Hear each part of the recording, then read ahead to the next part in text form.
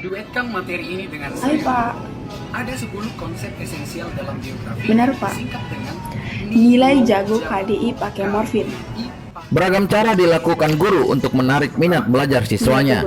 Di Medan, seorang guru berinovasi menggunakan aplikasi TikTok untuk mengajar agar para siswanya tertarik mengikuti proses belajar mengajar di tengah pandemi COVID-19. Berawal dari pandemi COVID-19 yang membuat para siswa sekolah terpaksa belajar menggunakan sistem daring, seorang guru SMA bernama Mandipur Sihombing berinovasi menggunakan aplikasi TikTok untuk menarik minat belajar siswanya.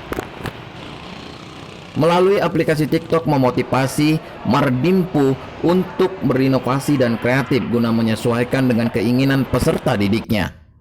Ada beberapa inovasi yang dia lakukan dalam mengajar. Satu di antaranya lewat aplikasi TikTok.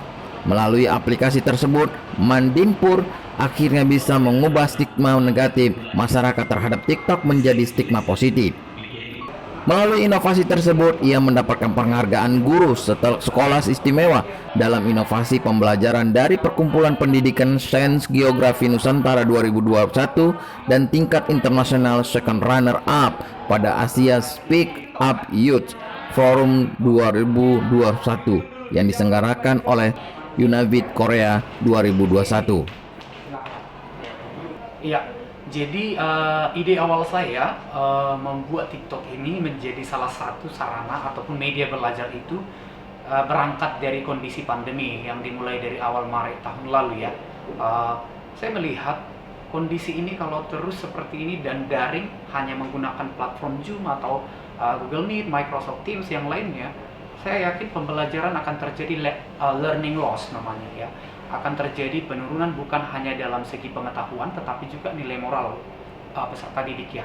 Maka saya juga berselancar ke media sosial murid-murid saya. Saya melihat apa aplikasi yang mereka banyak gunakan. Jujur pribadi sendiri saya tidak pernah menggunakan TikTok ya. Tetapi karena saya lihat saya analisa siswa saya kok mereka banyak menggunakan TikTok ya. Sesuai dengan kebutuhan mereka. Berarti mereka akan senang TikTok ya. Nah, kemudian saya hubungkan dengan kondisi pandemi. Apa yang bisa saya lakukan? Saya memutar otak saya begitu ya.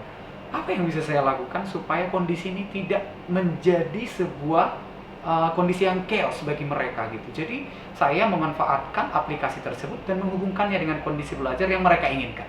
Istilahnya saya belajar sesuai dengan kebutuhan mereka, tetapi tetap mencapai tujuan pembelajaran. Sementara itu, melalui penggunaan TikTok, para siswa juga cepat mengumpulkan tugas dan ada perubahan karakter bagi peserta didik. Dan adanya aplikasi TikTok ini membantu kami sebagai siswa untuk lebih berekspresi lagi dalam belajar. Dan kadang siswa itu bosan dengan kemonotonan guru dalam mengajar.